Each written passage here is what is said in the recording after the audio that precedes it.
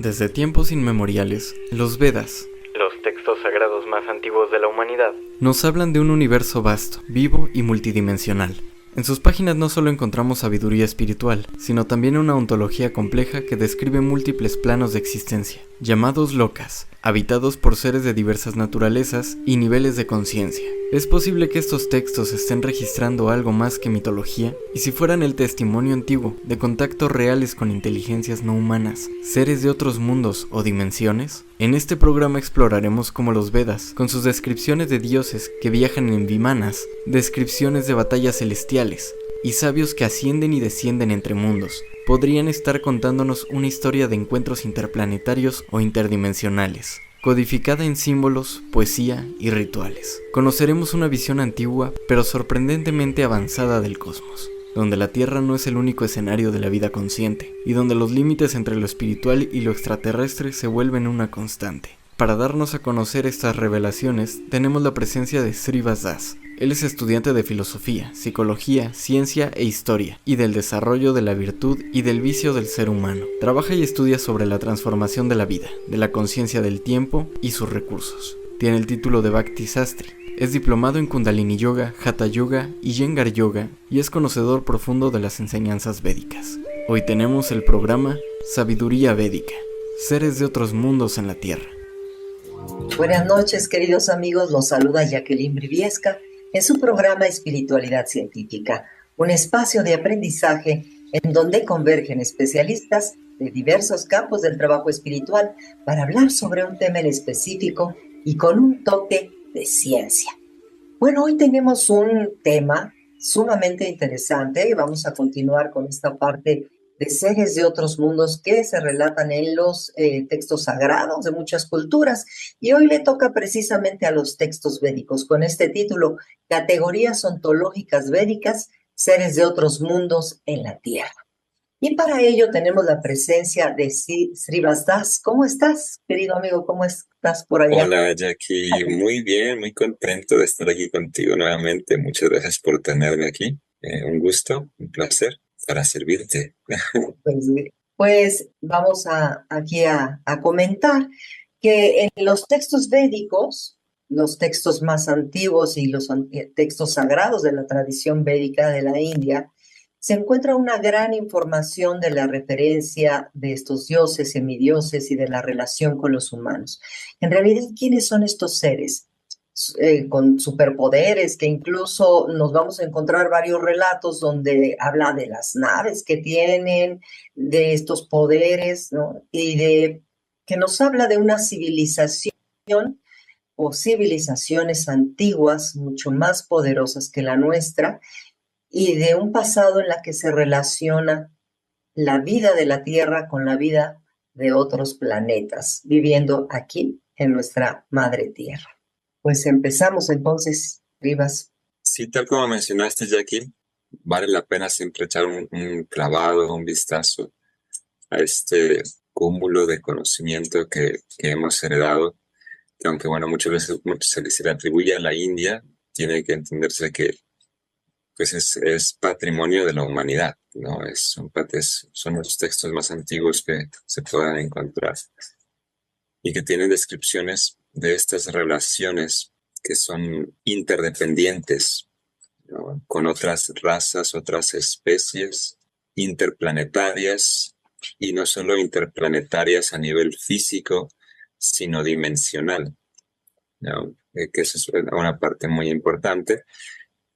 Además de que también vale la pena siempre la información más valiosa que podemos encontrar a nivel védico es esta visión desde la trascendencia, que hace que el ser humano empiece a cuestionar la existencia misma, ¿no? ¿Quién soy yo? ¿De dónde vengo? ¿A dónde voy? ¿Qué es lo que significa? ¿Quién soy yo y quién es él? ¿Y quién es aquel? ¿No? En esencia. Entonces, vale la pena, igual yo creo que quiero comenzar precisamente por esta parte, que es las categorías ontológicas que los Vedas establecen sobre lo que es el ser, ¿no? Y en los Vedas hay una forma que a mí me gusta mucho, que para entender esta cuestión, que es con lo que es el energético y las energías, ¿no? Entonces, estas dos categorías que podríamos llamarle categorías eternas, o sea, que es algo y que es eterno en el sentido más amplio de la palabra, no en el sentido metafórico, sino categorías eternas. Y en los Vedas se habla de lo que se lee Vishnu, lo que es Vishnu Tattva, que es eternamente el energético y es eternamente trascendental o está por encima de este universo, pero lo contiene. O sea, no está, digamos, a veces vemos como esta divinidad, se habla de una divinidad, bueno, tenemos la posibilidad de hablar de una divinidad a nivel inmanente. Ajá. Y otras veces podemos hablar de una divinidad a nivel trascendente y también podemos hablar de una divinidad permeable que está en todos lados, que está impregnada en todos lados, ¿no? Entonces, en este caso, cuando se habla de Vishnu Tattva en los textos védicos, se habla precisamente de alguien que es como el contenedor de todo, por lo tanto, contiene este universo. Este Vishnu Tattva es el energético, es el que posee todas las energías y este universo, como bien lo menciona la ciencia actualmente, es energía pura. Todo esto, todo lo que tenemos contacto nosotros mismos, de acuerdo a los Vedas, somos energía pura. Y la energía es, digamos, es una propiedad de alguien, de algo. Entonces, los Vedas establecen que ese energético supremo se le llama Vishnu, es el energético supremo. Hay partes de los Vedas que lo identifican con Shiva, otras partes de los Vedas que lo identifican con Brahman, con el Brahman. Pero casi todas, si se hace una discusión filosófica seria, al final siempre, mismo dentro de los Vedas, de los Puranas, hay historias que establecen que de todos, Vishnu es como categóricamente el que está por encima, el energético supremo. Y después tenemos lo que se le conoce como Prakriti Tattva. ¿Okay? Tattva, hemos hablado ya aquí de lo que es Tattva, pero el Tattva significa verdad categórica, ¿no? Es la verdad categórica sobre Prakriti o sobre las energías. Y todos nosotros explica que todo lo que percibimos aquí, ¿no?, es energía de ese energético, de Vishnu. ¿Okay?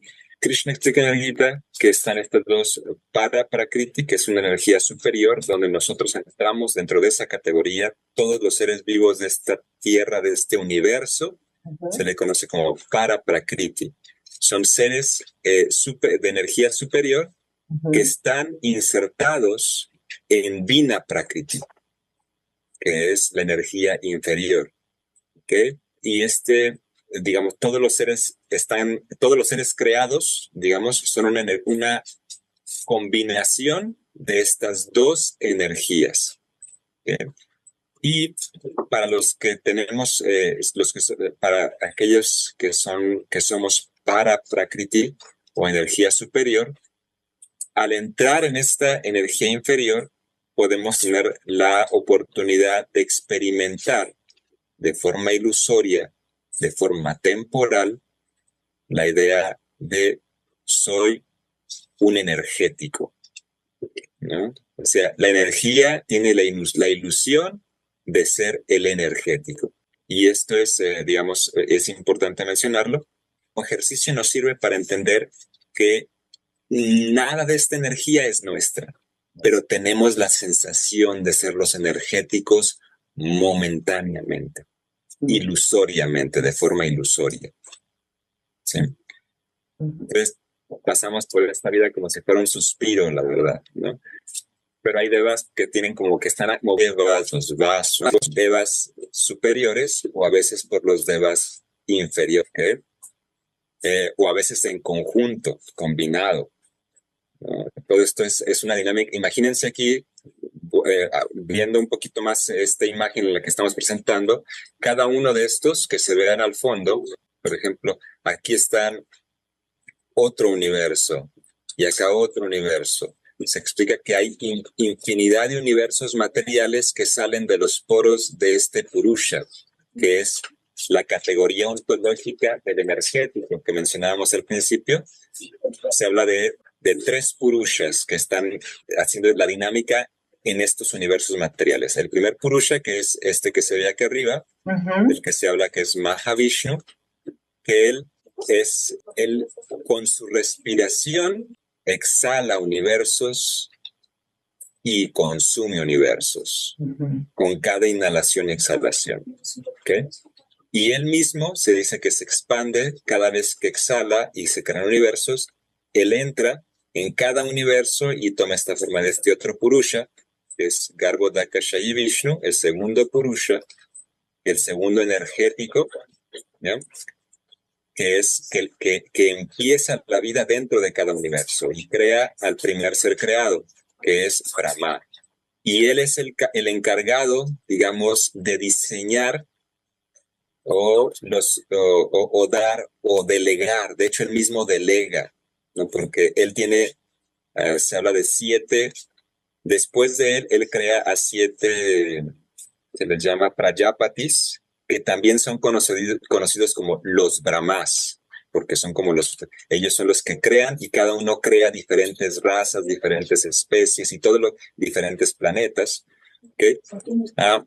Y a partir de él, pues todo lo que surge, todo lo demás, hay otro Purusha, que es nuevamente esta categoría ontológica del Vishnu Tattva, que es Kshirodakashayi Vishnu, que dice que es el que a nivel atómico acompaña a todas las demás entidades vivientes de este universo. ¿Okay? Entonces, cuando se habla de que Dios está dentro de nosotros, en los Vedas, esa forma de Dios que está dentro de cada átomo y acompañando a cada entidad viviente a nivel personal, se le llama Paramatma, o es el ser superior. ¿Sí?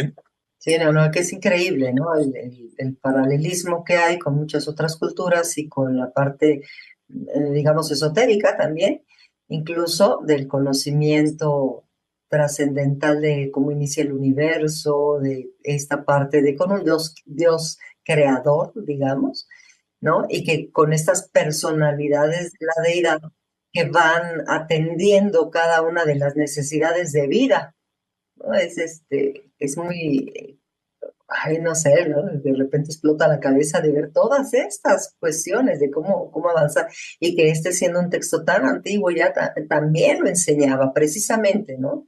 Sí, exactamente, porque son textos que presentan para los científicos y para la ciencia materialista, digamos, que se ha desarrollado actualmente, que es otro tema que vamos a tocar también. Ajá.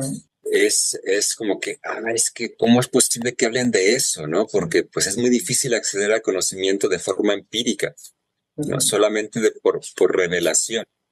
Solamente aquellos que aceptan revelación pueden llegar como a admirarse y maravillarse con esta imagen cósmica, a nivel cósmico.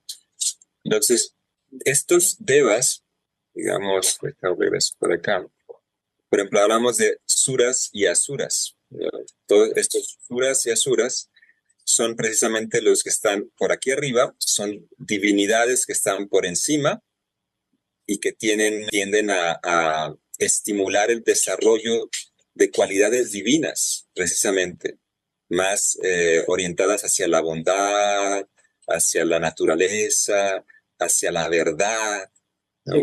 Hacia lo que es propio, ¿okay? Aunque están dentro del universo y están bajo esta misma, digamos, este mismo engaño que mencionamos de creerse los energéticos momentáneamente, ¿no? Entonces Brahma tiene ese riesgo y todos sus hijos, los siete rishis, que también se les llama Brahmas, porque son los Prajapatis, los primeros Praja es de generaciones, los padres de todas las generaciones, ¿no?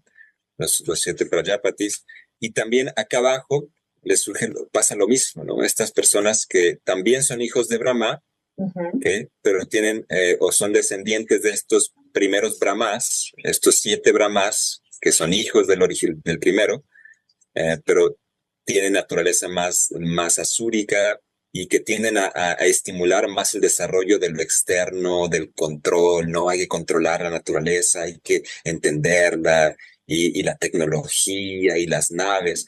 Entonces, tomando aquí esta idea, es donde podemos observar, a veces la gente dice, no, es que las personas que vienen y que los famosos avistamientos de ovnis y de que se atribuyen, no, es que son extraterrestres, ¿no? Y siempre está como esta duda de si son buenos, si son malos, qué será, qué vienen, cuál es su propósito, cuáles son sus intenciones.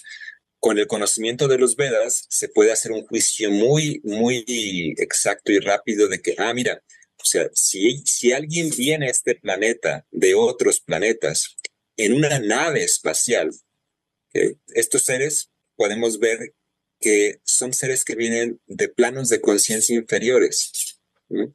Donde se ha enfocado tanto el desarrollo tecnológico y están tan encantados y tan maravillados con la tecnología que pues pueden desarrollar estas naves, que es a lo que actualmente esta humanidad aspira en estos momentos de la historia, ¿verdad? La humanidad en la que vivimos está encantada con la tecnología, maravillada con el control y con la ciencia material, con esa sensación de ser los que sí somos los energéticos y podemos poseer y tener control sobre este universo y hay que controlarlo todo y todas las teorías que surgen generalmente son basadas en esta idea de los asuras, que básicamente es de los no divinos que buscan el control por sobre todas las cosas, ¿no?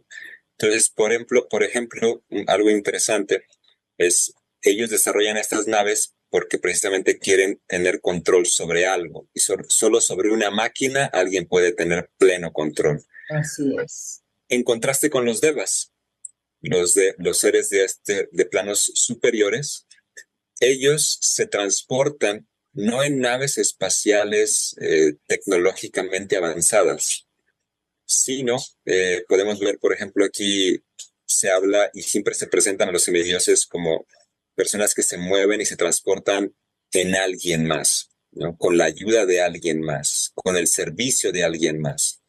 Y siempre los Vedas cuentan historias de cómo estos devas lograron que ese otro ser les fuera fiel hasta cierto punto y se entregara y los sirviera con gusto.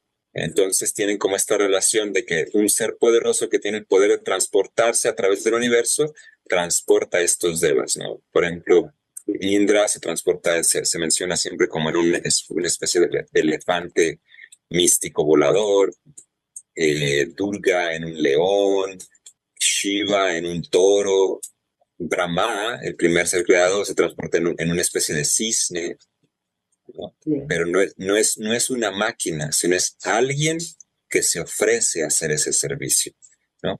En contraste con los asuras, que dicen, no, aquí no quiero alguien que piense, quiero alguien que me obedezca, claro. Y solamente una máquina puede hacer eso. Así es. ¿No? Y entonces ahí se hablan, como decíamos, de los Vimanas, los Sakuna, los Sundara, ¿no? Que son tipos de naves que comentamos que son bélicas totalmente, ¿no? Y que tenían un poder impresionante, crear, pues, destrucción, ¿no? A nivel ya incluso atómico y demás, como una bomba nuclear. Exactamente, ¿no? En los Vedas hay descripciones de naves del tamaño de ciudades, ¿no? También, por ejemplo, tenemos personas que han erradicado planetas y que no les queda más que irse en una nave, ¿no? Así a veces lo que vemos en las películas y en las series de televisión, novelas, de híjoles, ya se está acabando, nos vamos a acabar este mundo y la única forma es hacernos una nave espacial y irnos, ponernos allá en otro lado porque aquí no lo vamos a acabar, ¿no? Así es. Pero eso ya lo han hecho muchas especies, ¿no? Y es lo que presentan los Vedas, que eso ya ha sucedido en muchas ocasiones y hay civilizaciones que solamente logran sobrevivir en una especie de nave y viajando a otros planetas, ¿verdad? Obviamente, pues con un avance tecnológico grandísimo, pero ese avance tecnológico a costa de la destrucción de un planeta completo, por ejemplo, ¿no? Claro, ¿no? Y que de esto de la destrucción se habla también en los Vedas, ¿no? De que fue, pues, bombardeado prácticamente toda una ciudad y que la desaparece, ¿no? pues con estas naves, ¿no? Precisamente, ya se habla de una guerra muy, muy tremenda, ¿no? Sí, hay muchas descripciones de conflictos bélicos entre estos devas o de devas con personas de la Tierra, de estos planetas terrenales, planetas humanos, a donde erradican completamente civilizaciones o ciudades Así es, o planetas, ¿no? Se habla claro. de asuras que fueron capaces de hundir la Tierra, ¿no? De esconderla completamente en el océano. De hecho, se habla, hay una descripción en los Vedas donde se ve, si se fijan aquí, este primer Purusha que se menciona aquí, que lo vemos aquí, este, está acostado sobre un océano. Se dice que este universo la mitad del universo es agua. Se explica que la mitad del universo es agua. Y hay asuras que han logrado que la Tierra, que nuestra Tierra, se hundiera, ¿no? Llevarla y esconderla por codicia. O sea, dicen, la escondemos y la meten dentro de esa otra mitad de agua y es hundida la Tierra, ¿no? Y tiene que ser rescatada, tiene que ser sacada. Y es una forma de Vishnu la que hace ese ejercicio, digamos. Claro. Y bueno, esta parte se empieza a tornar interesante porque vemos que en los Vedas es de las culturas, digamos, o de las enseñanzas profundas donde sí hay concretas cuestiones, explicaciones acerca de un pasado donde convivían hombres, dioses, semidioses, no solamente en este plano terrenal, sino en otros planos también, y tienen toda una categorización de tiempo, espacio, cronología y de línea, ¿no? Directa. Pues bien, ¿qué hay con esa temporalidad? Que es muy interesante y muy profunda. Sí, mira, ¿qué te parece? Vamos a irnos para acá. Y nosotros actualmente estamos, estoy aquí haciendo zoom, ¿ok? En lo que se conoce como Kali Yuga, ¿ok? Y estamos aproximadamente, esta era se explica en los Vedas que dura 432.000 años. Ujú. Actualmente se entiende que estamos llevamos 5.500 y algo años, ¿no? Una, no tengo la cifra tan exacta, pero son 5.500 años de estos 432.000. Entonces, esta es la última era de un ciclo de 4 eras, ¿no? Macroeras.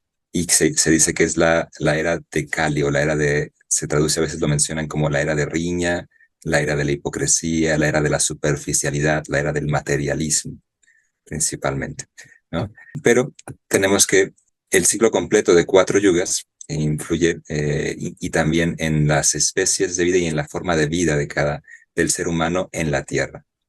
Por ejemplo, en Kali Yuga se dice que los seres humanos vivimos 100 años, es nuestro lapso de vida y se considera que es como un lapso muy corto, muy, muy rápido, ¿no? Es un suspiro. Pero la era pasada, la era de Dwapara Yuga, que dura precisamente el doble de Kali Yuga, tiene cualidades como, por ejemplo, que los seres humanos vivían en vez de 100 años, viven 1.000 años, ¿no? Esta era dura 864.000 años. Eh, Se habla de muchas características. En esta era, el 75% de las personas son personas que tienen un enfoque trascendental de la vida, que están buscando la trascendencia, y el 25% de las personas tienen un enfoque materialista de la vida, ¿no? Y busca más que nada el progreso material solamente. A ver, la primera es 100%, la segunda es 75%, la tercera es 50%, y la última era, hay un predominio del materialismo, ¿no?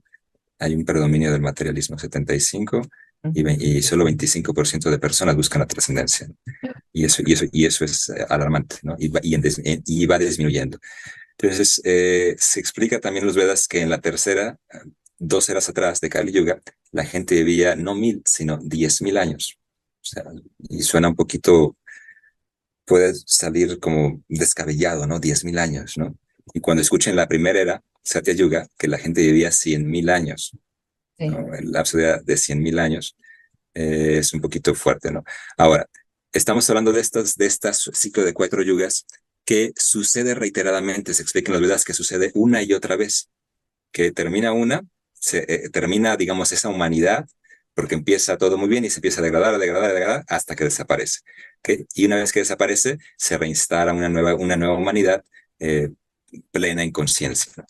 Pero esto sucede una y otra vez y se habla de que estos ciclos de 4 yugas, si se multiplican por 71, hay otra medida de tiempo que se menciona en los Vedas, se tiene un manvantara, un periodo de un manu, ¿no? De una humanidad completa, que es un manu que es el encargado como de procrear y crear todas las especies de vida. Es un tipo de ni siquiera secundario, como un cuarto nivel de creación. Y este manvantara dura 71 divya yugas. Lo que acabamos de ver ahorita anteriormente, estos ciclos de 4 yugas, Kali Yuga, Dwapara Yuga, Treta Yuga y Satya Yuga, multiplicado por 71, tenemos un manvantara. ¿Okay? Y vamos a hablar un poquito acerca de esto, porque precisamente el manvantara es como lo que es el gobierno que existe actualmente. Un mano está gobernando, aunque nosotros no tenemos la sensación de un gobierno cósmico, ¿verdad? No vivimos así la sensación de estar gobernados a nivel cósmico. Este gobierno se explica que es más a nivel sutil, ¿verdad? Y el mundo material, sobre todo por la era en la que estamos viviendo, hay una desconexión de estos otros niveles de conciencia o de otras dimensiones de la realidad, ¿no? Que es el de los devas y de los asuras que mencionábamos en la vez anterior. ¿Okay? Y qué decir del plano trascendental, la oportunidad de salir, aunque hay nociones al respecto. Entonces, un manvantara que dura 71 divya yugas es solamente, si lo multiplicamos estos 71 y esta cifra, 306.700.000 años por 14, entonces tenemos un kalpa. Un kalpa se dice que es un día de Brahma, un día y una noche de Brahma. Y Brahma es el primer ser creado que mencionamos en la vez pasada, que es el primer ser creado que dirige esta segunda creación, ¿no? Se dice que es como el arquitecto de este universo, ¿no? Y muchas veces se puede confundir con el creador. A veces yo menciono que cuando se habla de este creador que está aquí como ocupado en ver y crear el día, la noche, y el bien y el mal, y inmiscuido en las dualidades, el cuerpo femenino, el cuerpo masculino, las diferentes especies, ¿verdad? Ese es un dios secundario, no es alguien a que se le atribuye, porque hay un dios que es el que creó este ser creado, que es el Vishnu, o el Purusha original. ¿Okay? Entonces, me voy a regresar un poquito al manvantara, porque vamos a meternos. Está el día de Brahma, que dura 14 manvantaras, y en cada manvantara hay una humanidad, digamos, una humanidad que rige, porque hay un manu, un primer ser humano que crea todas las especies de vida, ¿no? Entonces, en el Bhagavad Purana se da un poquito, y se habla de un manu, y de varios, que él es el padre de otros manus, ¿no? Vamos a irnos para acá y vamos a mostrar esta pequeña tabla, que no está muy bonita, pero nos va a servir, nos va a ser muy útil, ¿no? Entonces, el Brahma crea a este primer Manu, que se conoce como Swayambhuva Manu.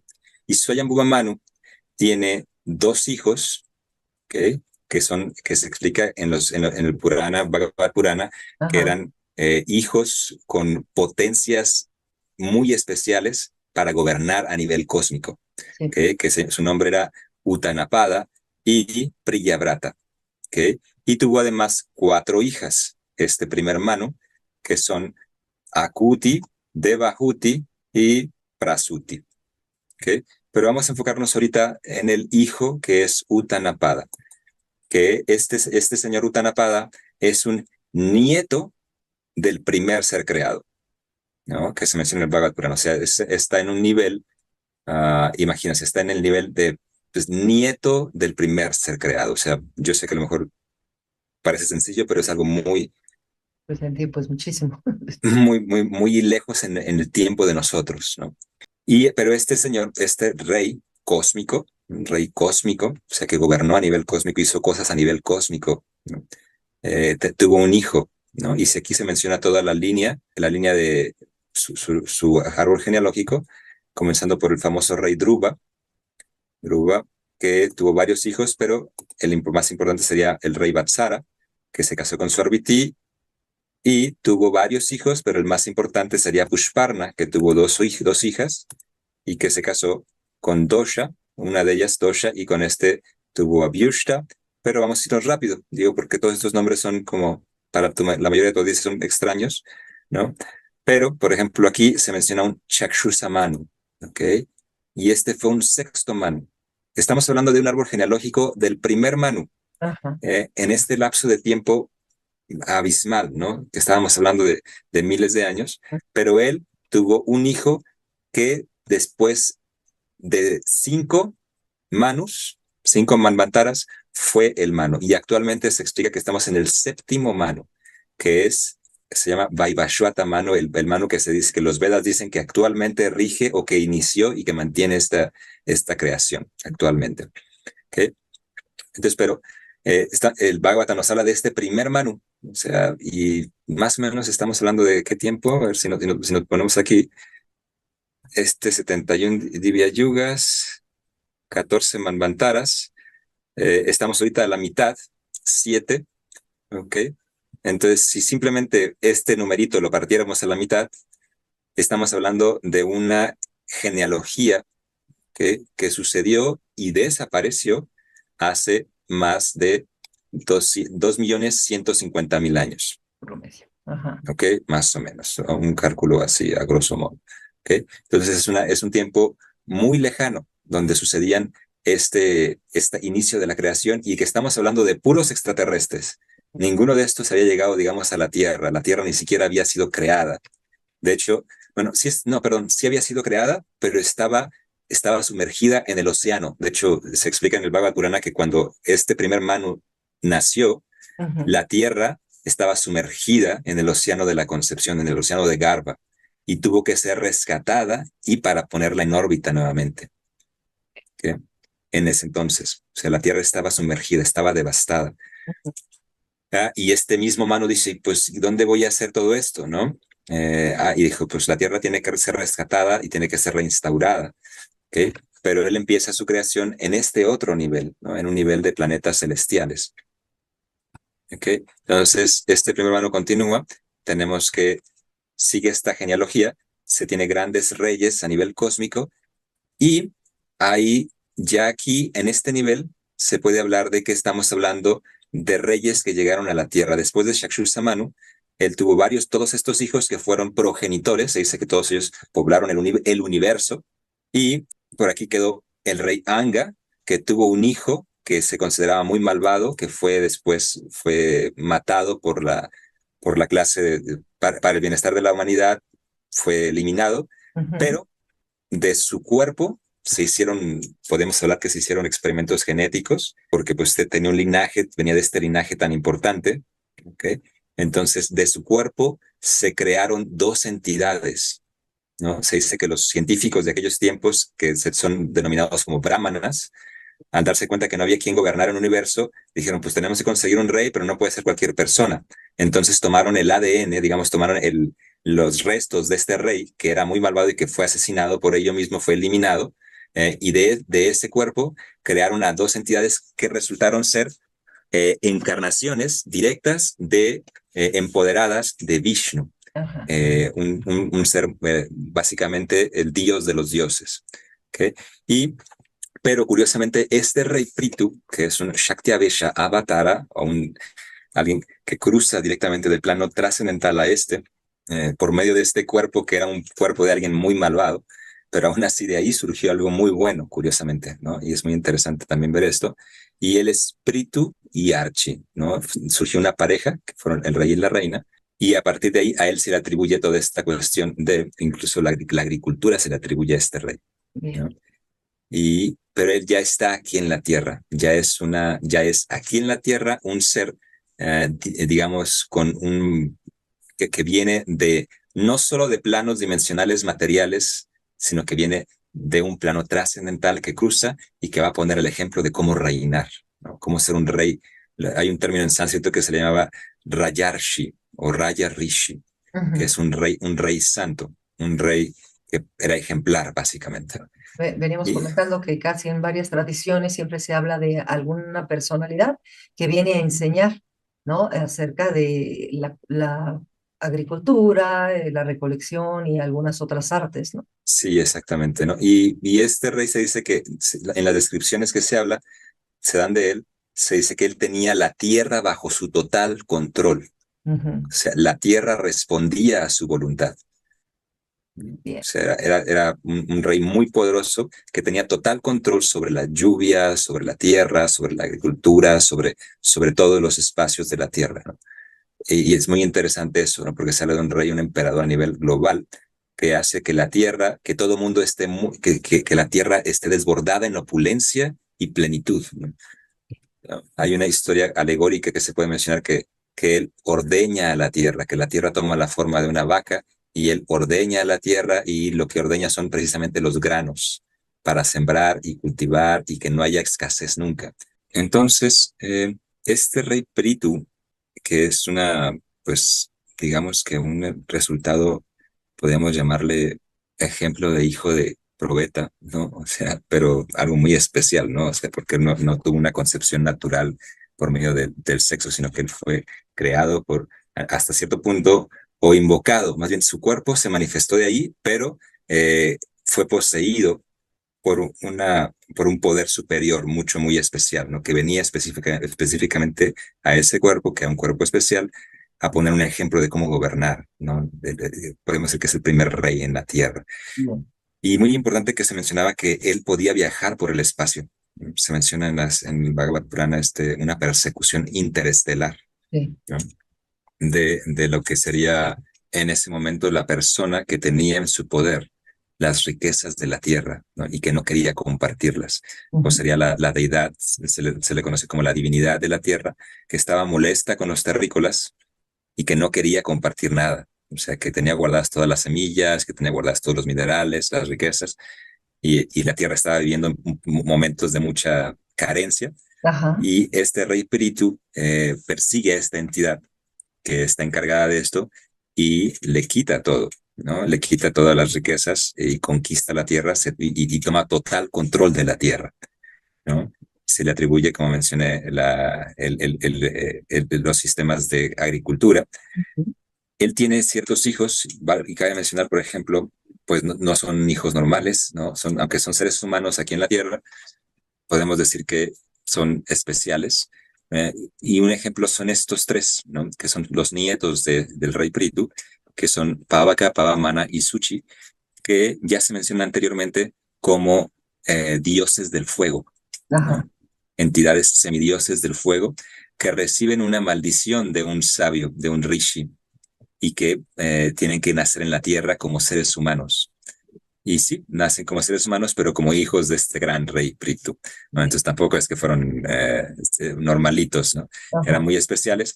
Ellos no tienen progenie, ¿no? Quien continúa el linaje real es el rey Javirdana, que es quien continúa. Estos tres semidioses pues viven su vida aquí como cumpliendo la maldición que recibieron y después son restituidos en este estatus de devas o semidioses.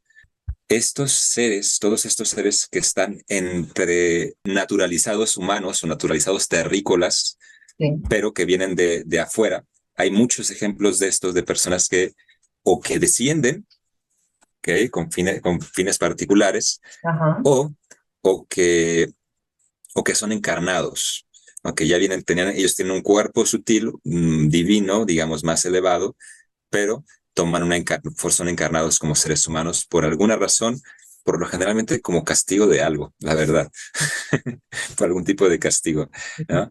Se puede decir Eh, como un alma, digamos, que viene y se posee. Fíjate que esa es una de las cosas más interesantes tomando este tema de las categorías ontológicas, porque se hace mucha mención de estos intercambios entre personas que tienen un estatus, entre comillas, divino, o Sí. sea, que tienen un estatus administrativo cósmico más elevado que simples seres humanos, y que tienen lapsos de vida muy largos, ¿okay? Y que por alguna razón toman un cuerpo momentáneamente de humano y después regresan a este estatus de semidioses.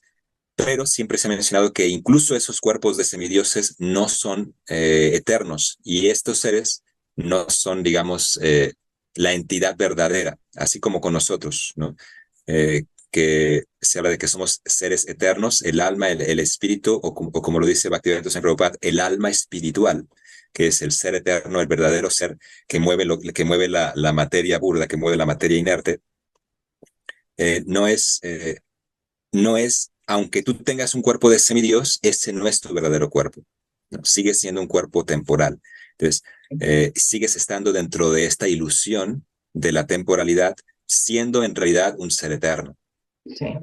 Que ese es lo importante de entender de esto, ¿no? Que como seres eternos, aunque hay toda esta dinámica que es muy interesante y que nos cautiva a todos nosotros, de que, mira, hay, sí, más o menos se parece a Star Wars la onda, o se parece más o menos a estas series y películas que se mencionan, pero todos ellos se inspiraron más o menos en este tipo de historias que ya vienen en los Puranas, que vienen en los Vedas, y que nos muestran precisamente esta dinámica por ejemplo, George Lucas se inspiró precisamente en la idea del Dharma, la fuerza de Star Wars. Se refiere básicamente es una alusión a esta fuerza cósmica que gobierna todo, ¿no? Y que es el Dharma. Y lo opuesto es el Adharma, ¿no? Y que también lo manejan de esa manera, la fuerza utilizada para el bien o para el mal. Entonces, todos estos seres que se mencionan este linaje se menciona en el Bhagavata Purana, ¿no? Y es muy interesante, porque aquí se ve un rompimiento, ¿no? Si nosotros seguimos aquí sobre este linaje de del rey Prithu, encontramos a los Prachetas, a Prajapati Daksha.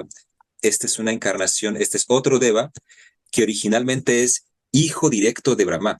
Daksha se considera un hijo directo de Brahma. Entonces, aquí lo interesante, para terminar con sería que vamos a analizar un poquito lo que es que es un rompimiento. Aquí hay un rompimiento, podemos llamarlo de una era, porque Daksha originalmente es un hijo del primer ser creado, o sea, es a nivel cósmico, una segunda generación. Es la segunda generación, hijo directo de Brahma.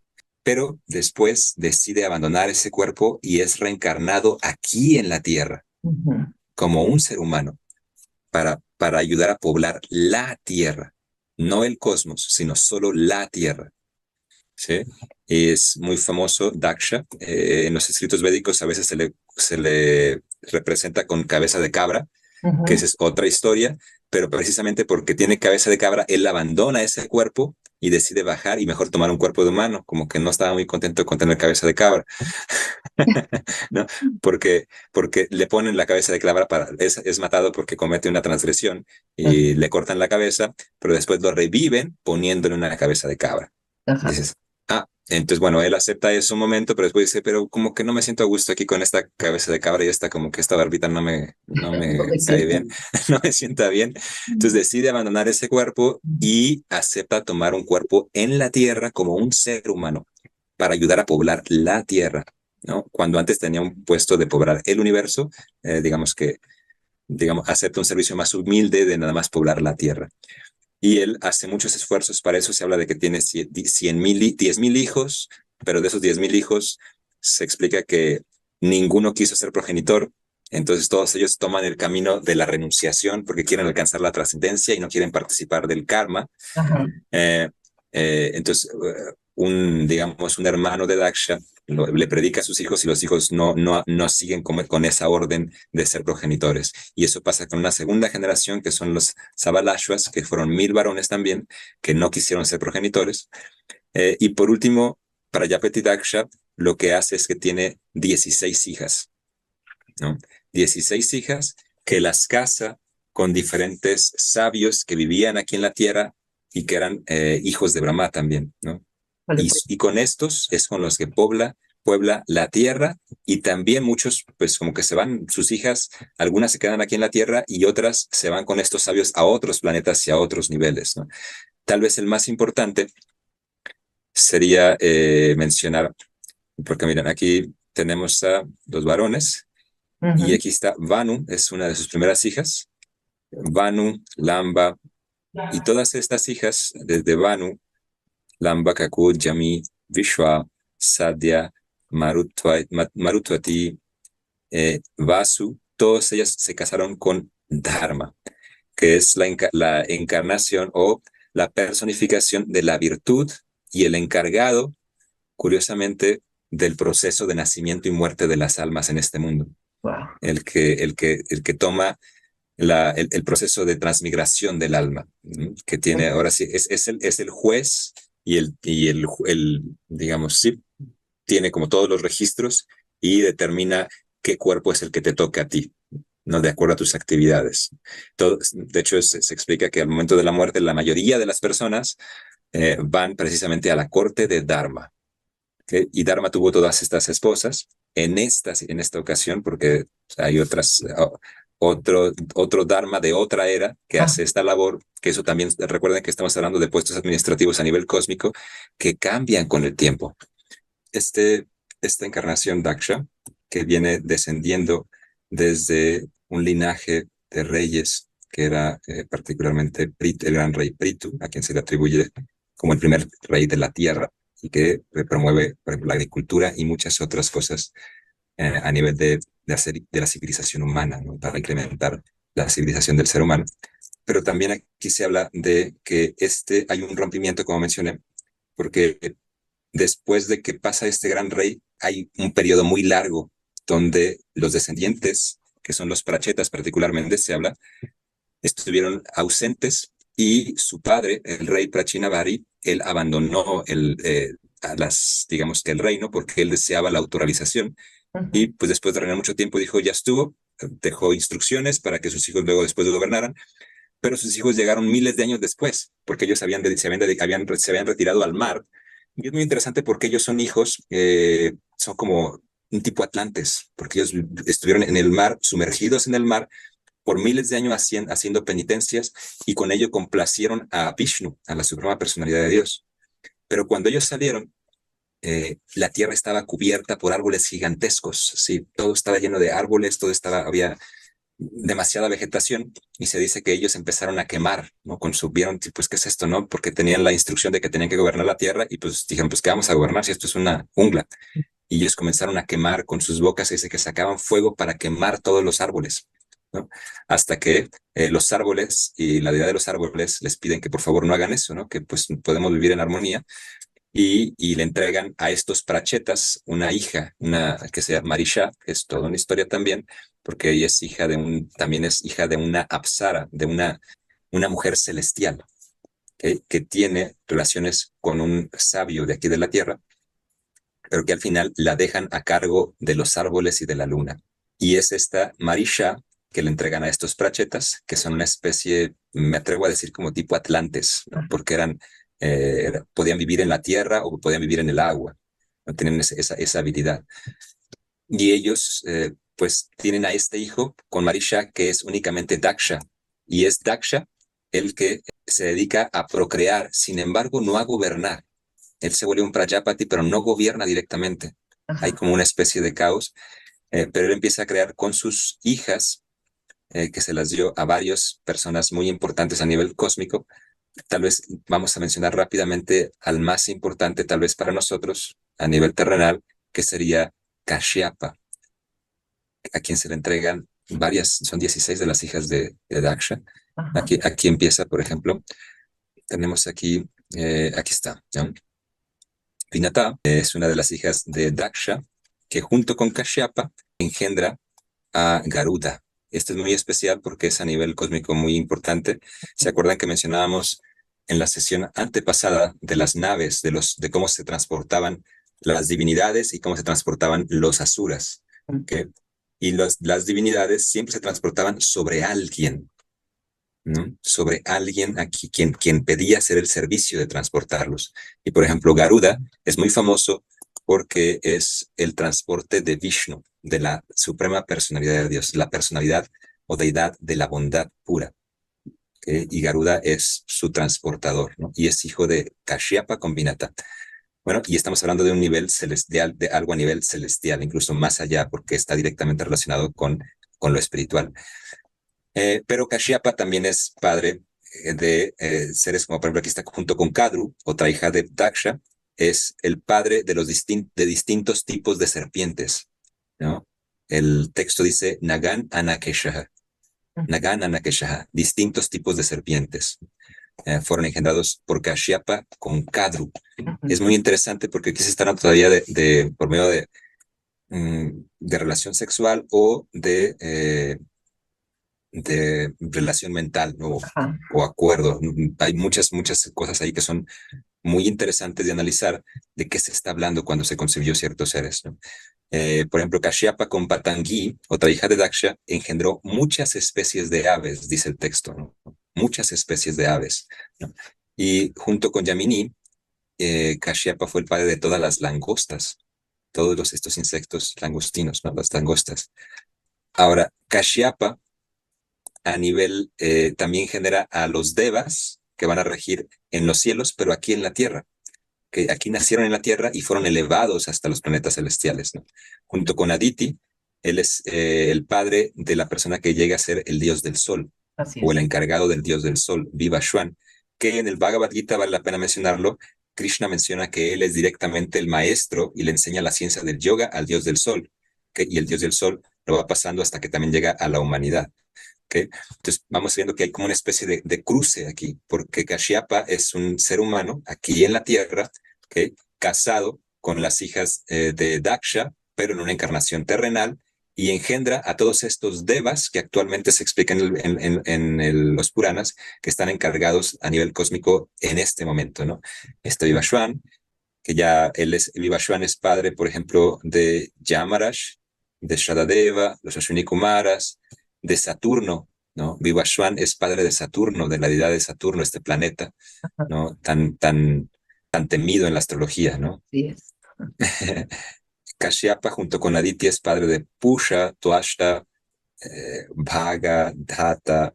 Todos estos son semidioses, personas que llegaron a ser semidioses o tomaron puestos administrativos a nivel cósmico, aunque nacieron en la Tierra. Y es muy interesante también entender eso, ¿no?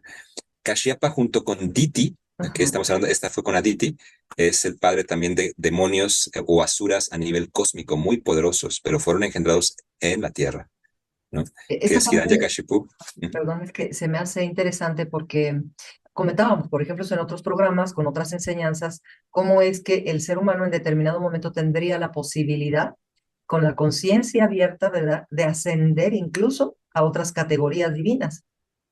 Sí, de hecho se habla muchas veces en el Veda, particularmente en el Rig Veda, que se encuentra, que básicamente son himnos y alabanzas, y también se habla de estos intercambios o relaciones en las que tú puedes hacer ciertos tratos, arreglos, sacrificios especiales con los que tú puedes calificar para ir a vivir a uno de estos planetas celestiales y tomar puestos celestiales administrativos a nivel cósmico. Krishna advierte que todo eso es un engaño de la naturaleza material. Dice no te dejes influenciar por las sórdidas palabras de los Vedas, porque desde el planeta más elevado, que es el planeta de Brahma, hasta el planeta más bajo dentro de este universo, todos son lugares donde ocurre el reiterado nacimiento y muerte, ya sea de forma rápida o o a largo plazo, ¿no? Ujú. O sea, a lo mejor tienes un cuerpo de Deva y vives mucho más tiempo, y tienes oportunidad de descender, de bajar, y tienes mayores beneficios, Ujú. pero todos son temporales. ¿Okay? Entonces, eso es algo muy importante que menciona Krishna, que es una advertencia, que sí es cierto, nosotros podemos ascender a esos niveles y podemos ver en cómo se muestra en esta genealogía y la dinámica que se puede observar en estas genealogías. Sin embargo, no es el objetivo, ni realmente a alguien inteligente le pareciera como realmente algo bueno, Exacto. sino simplemente es una dinámica que sucede y que nos mantiene aquí enredados. Ujú. Así. Y todos estos, por ejemplo, siguiendo ahora sí con esto, Ajá. Kashyapa, que es el creador de tanto de devas como de muchas especies aquí en la Tierra. Por ejemplo, Kashyapa con Danu, él tuvo 61 hijos, aquí se mencionan sus nombres, y son seres humanos, ¿no? Ujú. Sambara, Swarbhanu, Rishaparva, muchos de ellos pues, también se consideran Prajapatis, Ujú. Kapila, Aruna, Puloma, todos ellos seres humanos, ¿no? Ujú. Con Danu. También se habla sí, bueno, básicamente, pero no. Luego Kashyapa con Kashta, ella es padre de otros animales de pezuñas, además de los que la tienen hendida, como los caballos, ¿no? O sea, los animales de una pezuña, se le llama con animales de una pezuña, Ajá. y animales de dos pezuñas. ¿Okay? Kashyapa es el padre de estos seres, ¿no? Hasta cierto punto, y se le llama padre. Es interesante que se le llama padre, no, no creador. Ajá. ¿No? Porque alguien puede ver, sí, es que él creó y diseñó esta especie y la hizo en una... No, él es el padre, o sea, hay una relación congénita interesante ahí. Con Narishta es el padre de los Gandharvas, que son otra especie de devas, de personas que, de hecho, son lo que en las tradiciones occidentales o abrámicas se conocen como los ángeles, Ajá. ¿no? Se describen como seres alados, ya lo había mencionado antes, seres alados que son artistas y guerreros, ¿no? Que son muy, muy famosos por ello. Con Surasha, Kashyapa es el padre de los rakshasas o caníbales, ¿no? Seres que son humanos, pero que comen a otros seres humanos hasta cierto punto, ¿no? Y es una raza, se considera que es una raza, seres especiales con esa naturaleza. Sí. Con Ila, Kashyapa creó todos los árboles y enredaderas. Y es muy interesante porque se hablaba de que ¿qué es su abuelo? Los Prachetas, vamos a ver aquí, es una relación de sí. Su abuelo, sus abuelos y su abuela, Marisha y los Prachetas, estaban quemando ya existían árboles, pero parece que fueron erradicados, y aquí él es el padre de los nuevos árboles y enredaderas, que en algún momento fueron erradicados, ¿no? Hay como un inicio y un comienzo nuevamente. Esa erradicación era porque había demasiada vegetación, comentaba. Puede ser, fíjate que no fueron los Prachetas, parece ser que ellos se detuvieron, pero algo pasó que sí, parece ser que hay un parteaguas y son erradicadas, se extinguen, y Kashyapa junto con, ¿quién dije? Con Ila, junto con Ila, son los padres de estas nuevas árboles y enredaderas, así lo menciona el Purana. Ujú. También es de las apsaras, que son como las versiones femeninas de los ángeles, ¿no? Los Gandharvas siempre están relacionadas con apsaras, que son bailarinas divinas y que también tienen estas cualidades como angelicales, no son como ángeles, pero en femenino. Ajá. Pero se considera como otro tipo de raza, curiosamente. Muy interesante. Y con Krodavasha, él es padre de los reptiles encabezados por las serpientes Dandashuka. Y con Suravi, Kashyapa es el padre de las criaturas de pezuña hendida, ¿no? Como el búfalo y la vaca, ¿no? Que tienen dos pezuñas. El caballo es de una pezuña y la vaca y búfalos de dos pezuñas, tienen pezuña dividida. Y con Surama, Kashyapa es el padre de las fieras, como los leones y los tigres. Y con Timi, Kashyapa es el padre de los seres acuáticos, así se menciona, Yadaganaha, de los grupos de peces, como seres acuáticos. Ajá. Entonces, esto se menciona en el Bhagavad Purana, y si se fijan, es muy interesante porque Kashyapa es un ser que aparece como un ser humano, pero tiene el poder de crear otras especies, ¿no? Como el sueño de los científicos actualmente, Así es. ¿no? Sí. Y ahora, ya teniendo conciencia de esto, bueno, podemos observar que las dinámicas de estas categorías ontológicas, a veces hay una relación donde viene de arriba hacia abajo, pero en el transcurso del tiempo se invierte, ¿no? Y ahora aquí fueron creados en la tierra y subieron.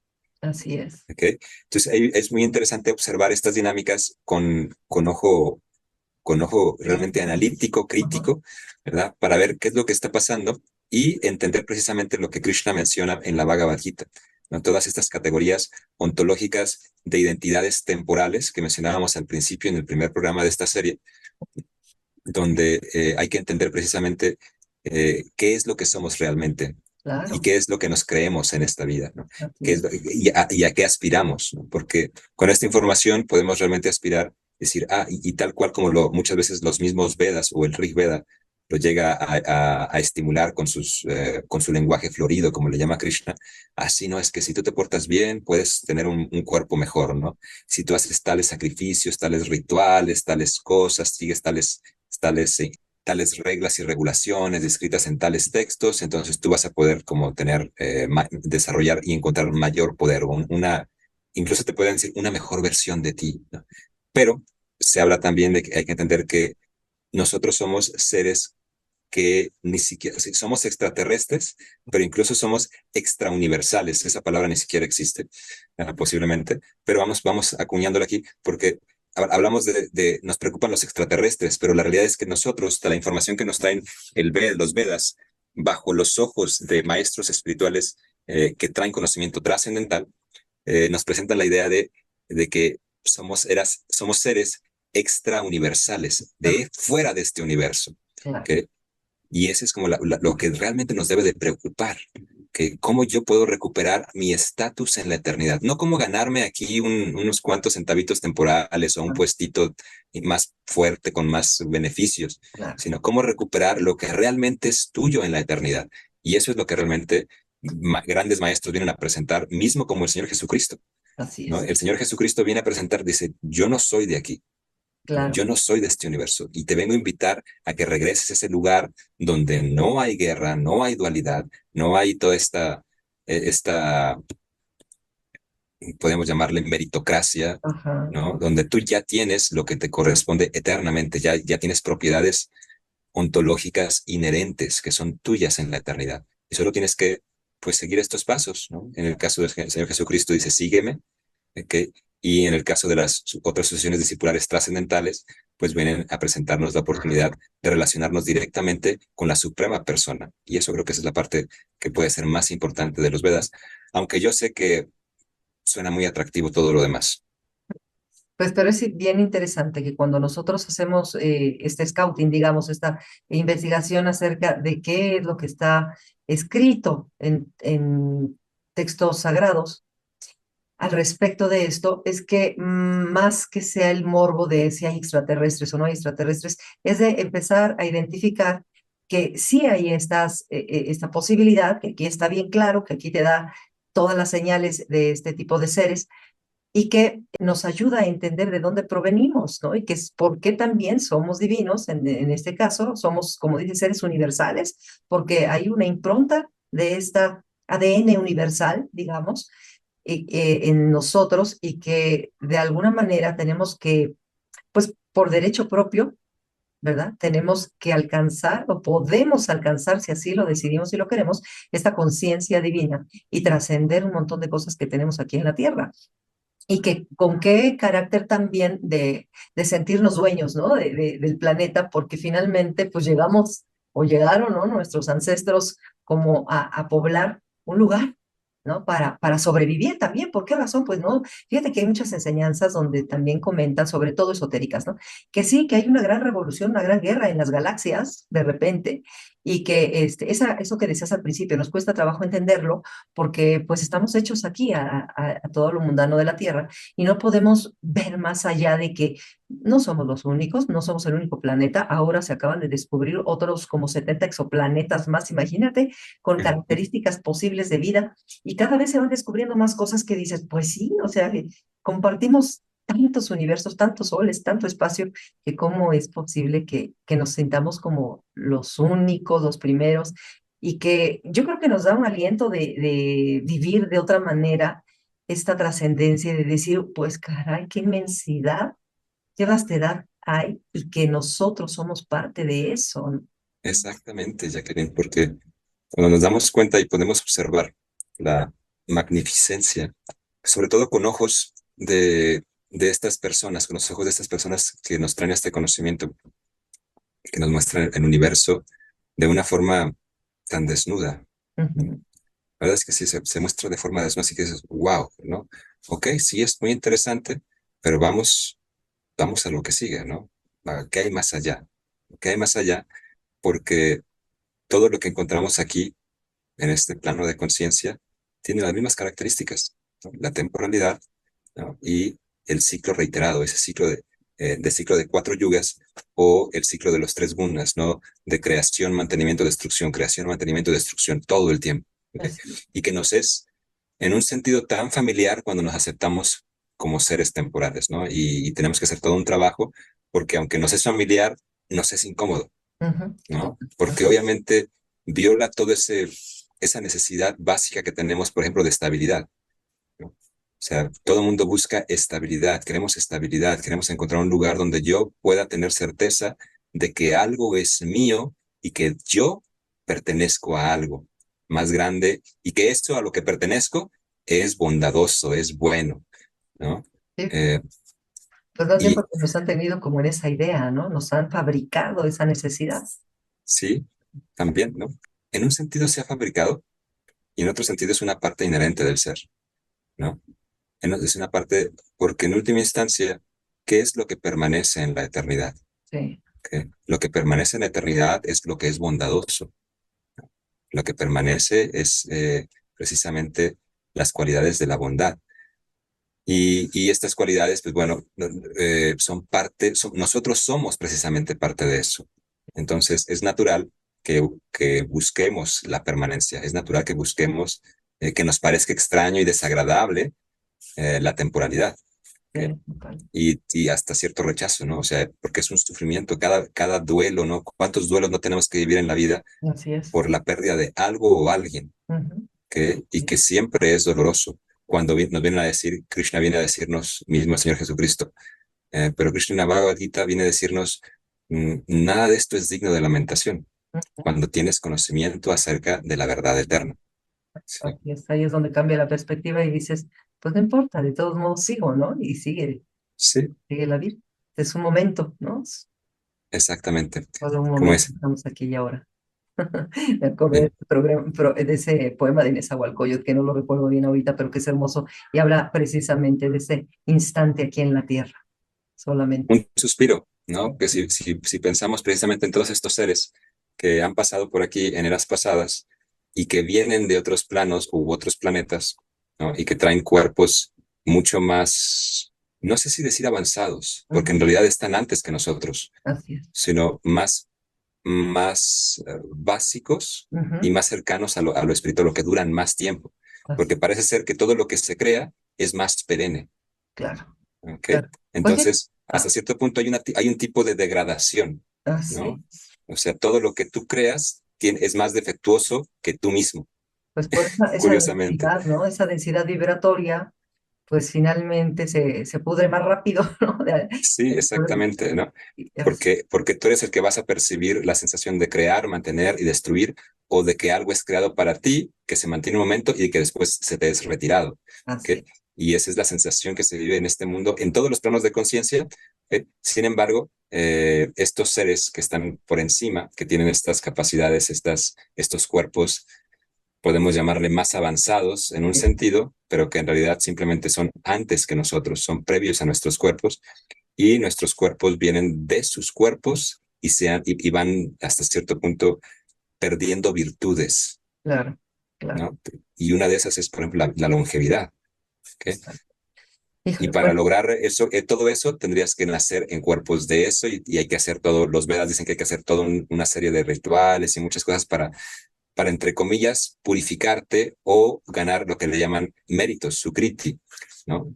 Para tener un cuerpo de mayor, vamos a llamarle pureza, más exacto. cercano a lo espiritual, aunque sigue siendo material. Ajá, Realmente el objetivo y el de los Vedas y de todos estos grandes maestros es que recuperes tu cuerpo verdadero, tu así. cuerpo en la eternidad. Pues bien. Pues sí, Srivas, pues con eso terminamos el día de hoy. Hemos aventado aquí con esta información, la cual te agradezco enormemente. Yo creo que también nuestra audiencia, porque no tan fácil podemos acceder a este conocimiento, ¿verdad? Y entendido de una manera tan exacta y pues simplificada de alguna manera, porque es extensísima, ¿no? Sí, Todos estos linajes y pues que nos lo hagas comprender de esa manera. Y es bello, por otro lado, que yo pienso que aquellos que siguen las enseñanzas védicas, pues les es más familiar entender con más facilidad esta posibilidad, ¿no? De estar involucrados con este tipo de seres y quiénes somos nosotros.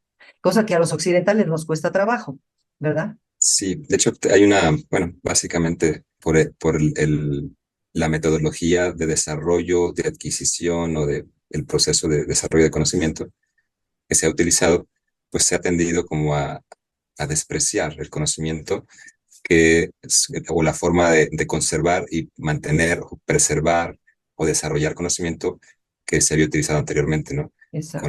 Con otro tipo, porque se tenía otro tipo de características, ¿no? Ujú.